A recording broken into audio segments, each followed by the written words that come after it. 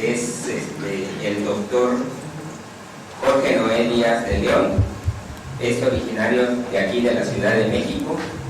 Inició los estudios de licenciatura en la Universidad Autónoma Metropolitana en 1999 y concluyó en 2010 haciendo la licenciatura, maestría y doctorado. A partir de 2010 se incorporó al Centro de Nanociencias y Nanotecnología de la UNAM como investigador postdoctoral y obtuvo contratos como investigador académico invitado, y a partir del 2017 es profesor investigador titular. Pertenece al Sistema Nacional de Investigadores en el nivel 1, es representante de la Academia de Catálisis en la región Baja California. Funge como vicepresidente y representante de académicos del Departamento de Nanocatálisis ante el Consejo Interno del Centro de Nanociencias y Nanotecnología de la UNAM. Bienvenido, doctor. Gracias, muchas gracias por la invitación a todos. Bueno, nosotros trabajamos principalmente un proyecto de HDS, tenemos un proyecto de HDS también, un proyecto de desarrollo de catalizadores. Dentro de ese proyecto se han tratado de impulsar otras líneas de investigación, como la eliminación fotocatalítica de colorantes, cosas que tienen que ver con Fischer-Tropsch, con Wadegar-Schiff y con algunas otras cosas hasta como deshidratación de alcohol. Dentro de este proyecto pues se ha tratado de hacer que las líneas de investigación crezcan dentro del instituto, y una de ellas pues es esta parte, ¿no?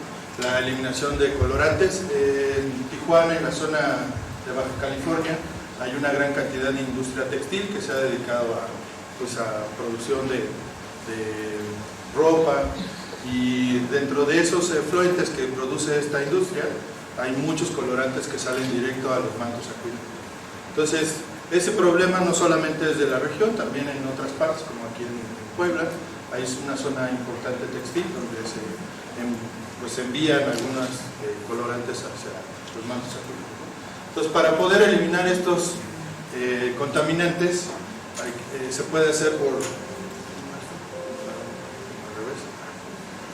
Entonces, para poder eliminar estos componentes, normalmente se usa fotodegradación, fotocatálisis con titanio. En este proyecto les voy a mostrar cómo hemos tratado de hacer una modificación estructural a la titanio. Entonces, esto es lo que contiene la presentación, y vamos a los antecedentes. Entonces, para poder tratar de entender lo que pasa con la fotocatálisis, los materiales normalmente tienen que ser pues en esta zona, no tienen que ser semiconductores. La banda de valencia que está aquí nos permite tener electrones disponibles para que cuando le hagamos llegar una fuente de luz, podamos hacer que este material se comporte como un semiconductor y que envíe sus electrones a la banda de conducción. Una vez que la banda de conducción recibe esos electrones, aquí en la banda de valencia se formó un hueco, y ese hueco nos permite llevar a reacciones de fotocatálisis, al igual que la banda de conducción con esos electrones. Entonces, bueno, algunas cosas que tenemos que considerar primero, pues es que cuando un electrón es enviado a esa banda, se forma el hueco, que ya les mencioné. Ese hueco tiene una energía positiva y normalmente tiene la misma masa que el electrón que dejó ese hueco, ¿no? Y esta capacidad de intercambiar electrones con las especies absorbidas es lo que nos permite que estos materiales lleven a cabo reacciones de tipo redox. Entonces, por ejemplo, si nosotros tenemos en la banda de conducción esos electrones que ya llegaron, podemos, a partir de un aceptor como este hidrógeno, carga positiva, el oxígeno o una plata, por ejemplo, se pueda llevar a cabo una reacción de reducción donde se pueden producir estos compuestos, pero de ellos, por ejemplo, en el caso de compuestos en solución acuosa, no nos conviene que se forme este hidrógeno, porque empieza a haber una recombinación de los electrones con la banda de valencia y la banda de conducción. Entonces, del otro lado, pues, en los huecos, normalmente tenemos donadores como los OHs y este otro compuesto, HO2, pero lo que nos importa realmente, lo que nosotros necesitamos es que se formen estos radicales. Esos radicales son los que son capaces de poder llevar a cabo reacciones de fotodegradación, y realmente lo que nosotros necesitamos es que estos radicales se formen. Entonces, bueno, hay algunas otras cosas que influyen en la fotocatálisis, como el pH, por ejemplo. Se recomienda que se haga en medio ácido para promover las reacciones, que tengan alta área superficial, pero extrañamente que tengan poca porosidad. La intensidad de iluminación puede modificar el orden de reacción, es decir, si nosotros enviamos un rasgo espectral de 250 nanómetros, va a producirnos una orden de reacción diferente que si nosotros tenemos 380. Nosotros además necesitamos tratar de enviar esto a la zona visible, porque entonces podríamos utilizar la luz solar para poder llevar a cabo esta reacción. Otra cosa que es significativa de mencionar es que adicionar oxígeno o aire a la reacción durante el proceso de fotocatálisis nos ayuda a eliminar el splitting del agua y a producir ese hidrógeno, ¿no? que nos lleva a una fotoerosión, ¿cómo se puede decir? Una degradación del catalizador, y evita ayuda a promover la recombinación del electrón hueco. Bueno, entonces, en ese sentido, pues, para poder calcular las energías de borde de los materiales, normalmente se pueden hacer por UV o por XPS. Entonces, lo más sencillo, lo más barato es hacer UV. Tenemos dos trabajos, uno que hicimos por ahí del 2014, donde hacíamos modificaciones de alúmina con diferentes surfactantes. Cuando hacíamos esas modificaciones de la alúmina, logramos hacer que la alúmina, que no es semiconductora, pasara a la zona de conducción y que se modificara su gap. Entonces, por ahí hay otro ejemplo donde hacer modificaciones en la estructura, en el material, podía modificar también su banda de valencia, su gap. Bueno, estas son las nanoestructuras que hicimos de alúmina. Podemos ver, por ejemplo, por XPS, que la energía donde está el aluminio se desplaza ligeramente hacia valores de menor energía. Entonces, eso nos ayudó a ver, pues, que tenía que haber una problemática que estaba generando que hubiera una mayor cantidad de aluminio. Entonces nos fuimos a hacer análisis CDX y encontramos, pues, que efectivamente sobre los RODs teníamos una mayor cantidad de aluminio superficial, lo que permitía tener una mayor conducción de estos materiales. Entonces, bueno, pensando en que estos materiales estaban dando una mayor energía de borde, lo que hicimos fue probarlos primero en una molécula que era rojo Congo, es un colorante. Esta molécula es relativamente fácil de eliminar. Probamos la alúmina Sol-Gel sin estructura, pues no tuvimos conversión. Una vez que empezamos a hacerlo con los materiales que tenían ya la estructura en forma de rods, logramos una degradación. Esto es con surfactante F68 y esto es con otro surfactante del 64. Entonces, al tener la estructura, un material que era no conductor y que además no tenía reacciones de fotocatálisis, no las promovía, se volvían semiconductores. Estos análisis los hicimos en colaboración con los colegas del Tecnológico de Graduados de Tijuana, y bueno, pues resultaron interesantes estos materiales. Entonces, pensando en eso, teníamos un trabajo que acabamos de publicar donde hacíamos un análisis para HDS también, en donde veíamos qué pasaba con los materiales diferentes usados típicamente en HDS. Entonces nos dimos cuenta, pues, que los valores de la titania eran los más cercanos a la zona de semiconducción. Entonces nos fuimos a a empezar a hacer modificaciones de esos materiales. Nuestro objetivo entonces era preparar titania con nanoestructura para ver si podíamos lograr una mejor fotocatálisis. Bueno, antes me gustaría mencionar esta parte, la escala nano, cómo es que cómo queríamos preparar materiales 0D o 1D. ¿A qué nos referimos con eso? Bueno, normalmente hay tres categorías, 0D, 1D y 2D, en los materiales nanoestructurados, que dependen de sus dimensiones están dentro del rango del 0 a 100 nanómetros. Una vez que se hace esta comparación, por ejemplo, aquí tenemos nanopartículas de titanio, todas son, sus tamaños son muy pequeños, entonces se dice que estos son 0D, mientras aquí tenemos un nanotubo de carbono, este nanotubo es 1D, y pues ya si tenemos estructuras mucho más grandes que están combinadas con muchos elementos de 0D o 1D, pues lo llamamos 3D, que sería la última. En fin, ya teniendo esto en mente, nosotros empezamos a hacer la síntesis. Tenemos una síntesis en baja concentración, medio básico, con ácido nítrico, y obtuvimos estos cuadraditos como perpendiculares entre ellos, pero si ven la escala es un micrómetro esta zona, entonces no son nanométricos. Hicimos otra síntesis en medio ácido con ácido clorhídrico y nos dieron hexágonos. Entonces igualmente pues estas estructuras no son nanométricas. Hicimos otra síntesis en donde teníamos alta concentración y medio básico, y con un ácido mucho más fuerte. Esta síntesis más o menos típica, se ha reportado mucho en la literatura esta síntesis.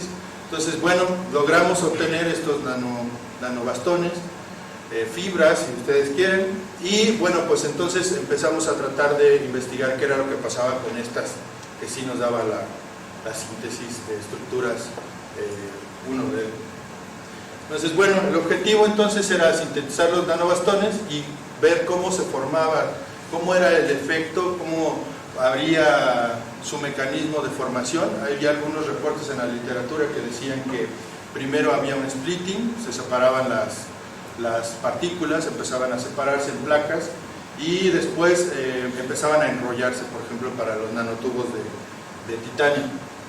Después, una vez que investigáramos esta parte, era tratar de remover los iones de sodio, porque el medio básico nos hacía que incluyéramos el sodio dentro de la estructura.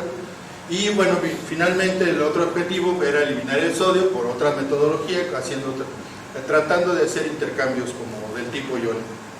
Entonces bueno, en la etapa 1 empezamos a hacer la síntesis, y la síntesis la hicimos a partir de 80 mililitros de una solución 10 molar con hidróxido de sodio, pusimos 0.25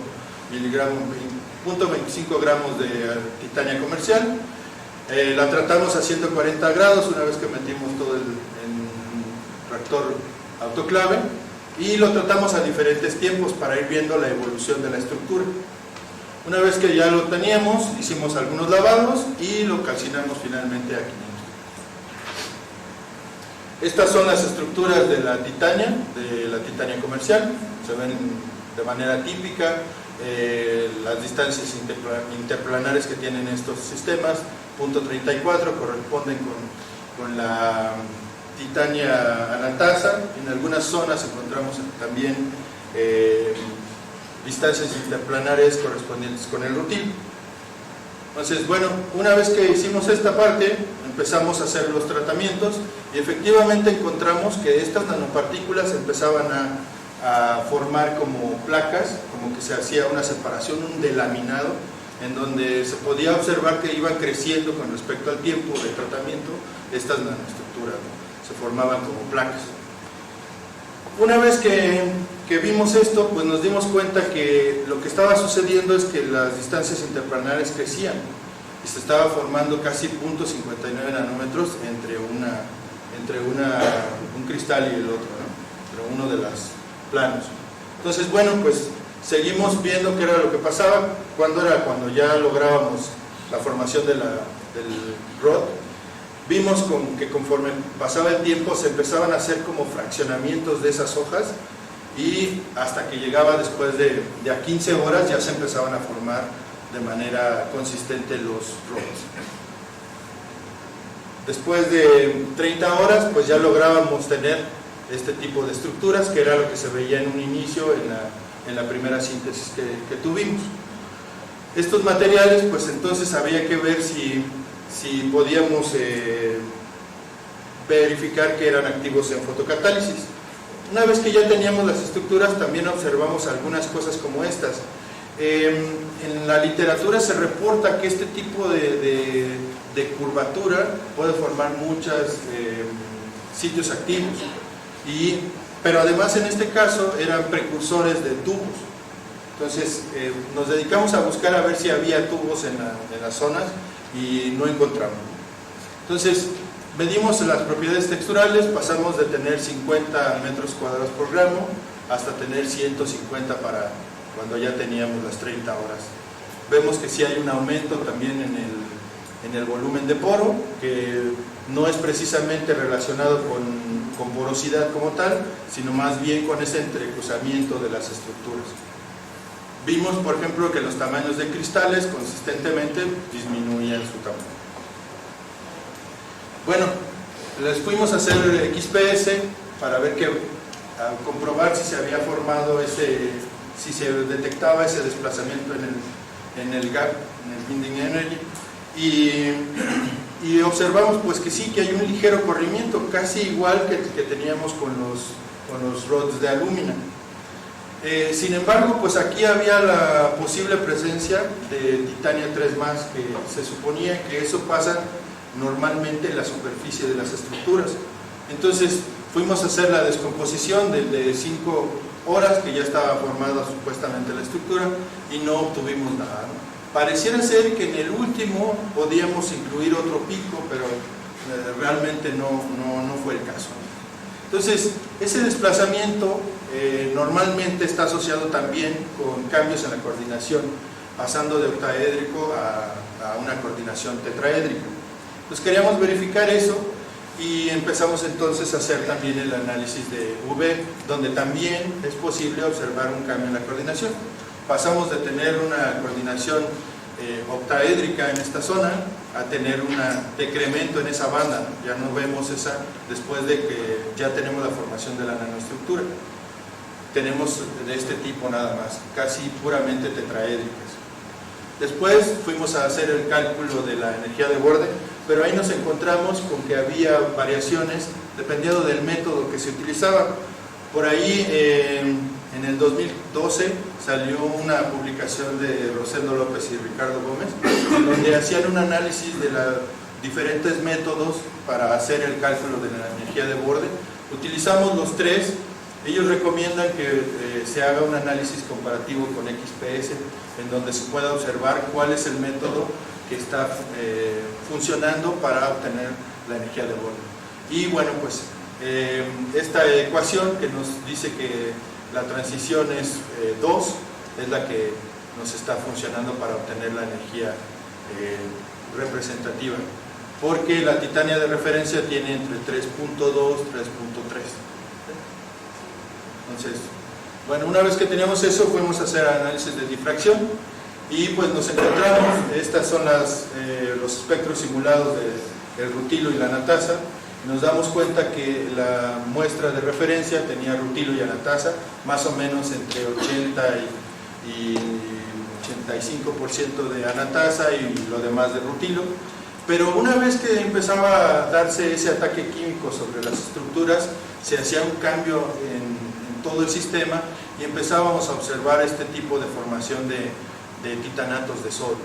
Entonces, bueno, pues empezamos a detectar la eliminación de la fase anatasa y el rutilo, y esta parte ya se convirtió enteramente en nanobastones de titanato de sodio. Entonces, bueno, estos titanatos se forman supuestamente porque hay una formación de esas estructuras en forma tetraédrica que empiezan a intercalarse de manera lineal con las estructuras de titanio. Entonces, si se puede tener esta estructura y esta estructura, pensábamos ¿qué pasa si nosotros removemos ese sodio que está dentro está intercalado? Lo podemos eliminar sin destruir la estructura. Entonces, bueno, eso nos hicimos la pregunta y en la siguiente parte les voy a mostrar los resultados. Como ven aquí, pues lo que resultó es que los materiales que tenían sodio no eran activos en la degradación, ni del rojo Congo, que era el más sencillo de eliminar, ni de un compuesto más difícil como el rojo amaranto. ¿Y a qué se debía eso? Pues al incremento de la cantidad de sodio en la estructura. Entonces, bueno, en la siguiente etapa entonces nos dedicamos a remover esos iones de sodio. Empezamos haciendo tratamientos con ácido clorhídrico en diferentes cantidades, en diferentes concentraciones. Los tratamos durante 1 hora, los sacamos, filtramos y después secar a 90 grados y finalmente los calcinamos otra vez. Entonces teníamos esta cantidad de sodio, empezaba más o menos entre 8 y 10% para todos los materiales, y una vez que empezábamos a hacer el tratamiento pues veíamos una reducción. También como vemos aquí con otro ácido, un ácido más débil, hicimos el tratamiento y igualmente logramos hacer una eliminación de manera sustancial del sodio. Nos quedamos con solamente 3 para no tener una matriz tan grande de experimentos, y empezamos a hacer la fotodegradación a ver si eran activos ya estos materiales. Entonces se empezó a construir este reactor, se compraron las lámparas, se implementó todo el sistema y tomamos una referencia de la literatura para empezar a hacer las evaluaciones. Esta molécula es la del rojo amaranto. Si se acuerdan en el principio donde mencioné el rojo Congo, el sistema tiene esta zona ASO, este enlace ASO, lo tiene mucho más escondido. Entonces, por eso lo hace más difícil. Empezamos a hacer los análisis. Para el caso del material con tratamiento de 1 molar, pues no teníamos una actividad tan grande. Conforme fuimos aumentando la cantidad de la molaridad en el sistema y conforme disminuye el ácido, la cantidad de sodio, empezamos a tener una mayor actividad. Como ven aquí, pues ya tenemos casi 70% de conversión con el catalizador de HCl2 molar. Después nos fuimos a hacer la evaluación de las siguientes muestras con ácido nítrico y pues observamos ligeramente menos actividad que con el otro. Como se puede ver en la gráfica, tenemos aquí solamente casi 40% de conversión. Entonces esto se debe a una menor eliminación del sodio, ¿no? Bueno, ¿cómo es la velocidad de reacción? Empezamos con los 3 de ácido clorhídrico, con el de tratamiento 2 molar, llegamos hasta casi 50. El catalizador de referencia, el de titania, da más o menos 70, el de las nanopartículas. Entonces, bueno, ya es una actividad considerable comparada con las otras, ¿no? Bueno, pero ¿qué le pasó a la estructura? Realmente logramos conservar la estructura. Vemos aquí, por ejemplo, que una vez que teníamos la anatasa y el rutilo, ¿no? Entonces, una vez que hacemos el tratamiento, pasamos de tener el titanato de sodio. Conforme vamos aumentando el tiempo la cantidad de ácido clorhídrico con el que tratamos el material, logramos obtener casi 100% de anatasa. Entonces, bueno, pues esto pasaba también con el material que tratábamos con ácido nítrico. Pero entonces, ¿qué había pasado con la estructura? Si solamente teníamos anatasa, ¿qué pasó? Conservábamos los rods. Habíamos visto que nosotros obteníamos rods muy largos, bastones muy largos, de más de 100 nanómetros de longitud. Lo que vemos aquí es pues que se empiezan a cortar, ¿no? Tenemos tamaños mucho más pequeños con respecto al tratamiento. Aquí tenemos el material tratado con 1.5 molar de ácido clorhídrico y vemos pues ya los tamaños que empiezan a manifestarse de 40 a 50 nanómetros. Vemos que podemos entonces empezar a hacer modificaciones y en este caso volvemos a obtener la estructura puramente de la anatasa. Tenemos distancias interplanares de punto 35 nanómetros que corresponden con el plano 101 de la anatasa. ¿Qué pasa con los tratamientos de ácido nítrico? Vemos también que podemos disminuir el tamaño de las estructuras. El tamaño promedio que tenemos aquí pues también disminuyó mucho. Esto es con el de 1.5, con el de 2 se mantiene un poco más pequeño. Aquí se ve también pues, las distancias interplanares son muy parecidas. Y aquí está la longitud y diámetro promedio de los bastones. Vemos cómo esto es la longitud de los nanobastones originales, con un diámetro más o menos de 11. Vemos entonces que lo que está sucediendo es que los cortes se hacen en zonas transversales del sistema y eliminamos al mismo tiempo el sodio. Entonces estamos viendo cómo hay una variación. Aquí les presento la energía de borde de los sistemas, en donde vamos teniendo más o menos 3.4, 3.40 y algo, dependiendo de cómo se haga el cálculo. Pero vemos cómo conforme empezamos a eliminar el sodio, la energía de borde va disminuyendo. ¿Por qué no se va mucho más abajo, que era lo que pensábamos en un inicio? Vemos que, por ejemplo, la anatasa tiene una energía de borde reportada de 3.20, 3.2 electronvolts, mientras que el rutilo es 3.03. Las mezclas permiten que haya un corrimiento de esa energía y que se obtengan 3.18, 3.2, mientras que solamente teniendo anatasa pues no podemos pasar de ahí. Bueno, ¿y qué pasa ahora con la última parte? Podemos incrementar aún más todavía ese borde que tenemos. Normalmente se ha manejado que si tú puedes dopar la titania con algunos elementos como platino, paladio, níquel, cobalto, hierro, por ejemplo, puedes lograr que haya una promoción en el efecto de recombinación para evitar que se haga la fotoerosión del catalizador y se pierda la actividad catalítica. Entonces, pensando en eso, empezamos a hacer los tratamientos de los materiales. Primero hicimos los intercambios de cobalto, tratamos de evitar que se perdiera la estructura, pero además de que hacemos el tratamiento y logramos eliminar el sodio, vemos como hay zonas donde se produjo el depósito de iones de cobalto. Entonces no están siendo aprovechados al 100%. Lo mismo pasó con los iones de paladio. Vemos nanopartículas de paladio depositadas en la superficie. Eliminamos también de manera sustancial la cantidad de sodio que teníamos, pero no hubo una ¿cómo les puedo decir? Una buena dispersión de los metales en este caso. Sin embargo, para el caso de los iones de níquel, vemos que la estructura más o menos se conserva como cuando habíamos hecho los tratamientos ácidos directos, y además vemos que la distribución del níquel dentro de la estructura es mucho más homogénea. Aquí se pueden ver que igualmente tenemos unas pequeñas nanoestructuras ahí de níquel, pero no tantas como habíamos encontrado en el caso del cobalto o el paladio. ¿Qué pasó con el platino? Más o menos lo mismo. Logramos hacer la incorporación del platino. Los tamaños de las nanopartículas son mucho más pequeñas ahora, quedando más o menos de 20, de 25 nanómetros en promedio, pero lo importante es que la distribución del platino pues se fue mucho hacia incorporarse en la estructura.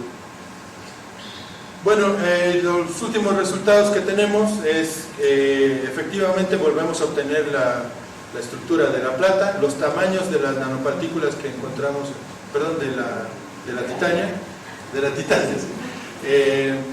Sin embargo, la anatasa que estamos formando pues no tiene ese efecto de darnos nanopartículas más grandes de los 5 nanómetros, ¿no? Para ninguno de los casos. Entonces solamente vemos la formación de la anatasa. En el caso de los iones de paladio, alcanzamos a obtener partículas que nos dieran actividad catalítica sustancial. De hecho, este catalizador fue el que más actividad nos dio de todas las series que hicimos. Este catalizador parece ser que es el que se puede comparar, alcanza casi la actividad de la titania de referencia. Bueno, Entonces, las conclusiones: sintetizamos los materiales con nanoestructura por método hidrotermal en medio básico. Encontramos que efectivamente los titanatos no son activos en la fotodegradación de colorantes, ni de los más sencillos que se pudo probar. La remoción selectiva del sodio permite modular la longitud de los nanobastones. La remoción del sodio con alguno de estos ácidos permite la obtención de fase anatasa casi pura. Los RODs tratados con ácidos son activos en la reacción de fotodegradación de las moléculas tipo ASO, y los materiales con más actividad de los sistemas sin tener que doparlos con nada, pues fue el Titania Nanorod con tratamiento de ácido clorhídrico de 2.0 molar de la etapa 1 y 2, y bueno, pues los resultados preliminares de la inclusión de estos iones nos dicen que el paladio está funcionando muy bien y que fue el que alcanzó casi la actividad de un material de referencia de tipo industrial. Y bueno, pues agradezco a la mesa directiva por la invitación. Si no conocen el Centro de Nanociencias, los invito a que vayan. Tenemos ballenas ahí en la orillita y tenemos viñedos, así que son bienvenidos. Muchas gracias.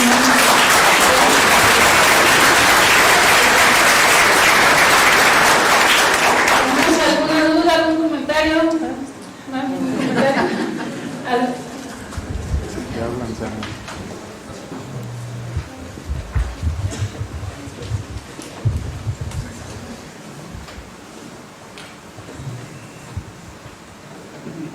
Buenas tardes, muy buen trabajo. Una pregunta, ¿han estado discerniendo cuál es el mecanismo de degradación? Sí, han hecho algunos estudios de TOC. No hemos hecho eso todavía. De hecho, en el sistema que tenemos, bueno, mostré el sistema, la parte experimental. Lo que estamos haciendo, lo que estamos tratando de hacer es implementar una forma de poder tomar muestras de la fase gas, para poder, ya tenemos las bolsas Tesla para ir a hacer muestreos y ir al cromatógrafo a ver qué es lo que estamos obteniendo. No hemos pasado todavía a eso. Esto los estudiantes están trabajando ahorita en hacer más reacciones, entonces en eso estamos todavía.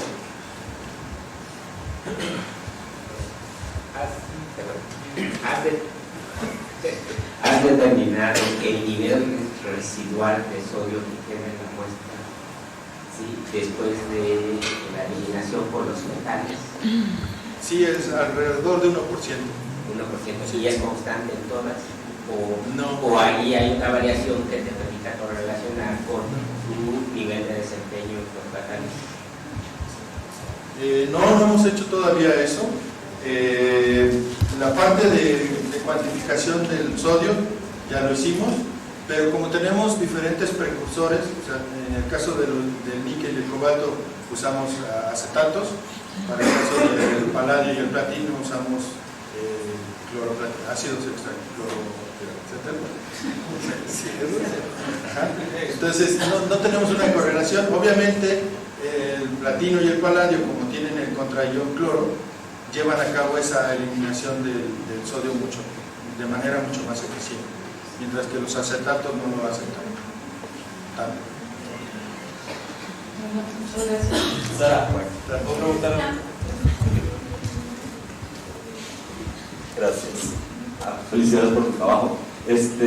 Los iones, ¿les llamas así porque están en forma de óxidos o están reducidos en metal platino, paladio?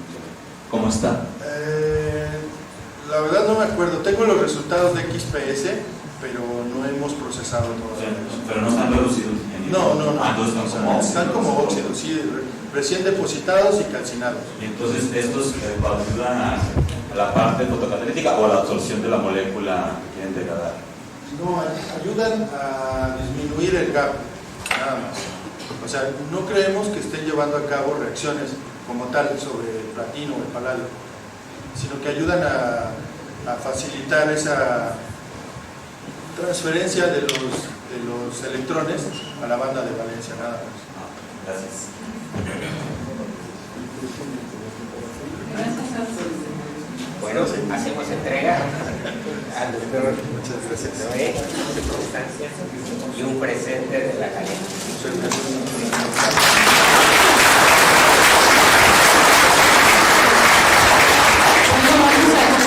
Vamos a iniciar con lo de la mesa redonda, entonces pediríamos a los expresidentes si nos pueden acompañar acá adelante. Ahorita vamos a acomodar unas sillas y les cedo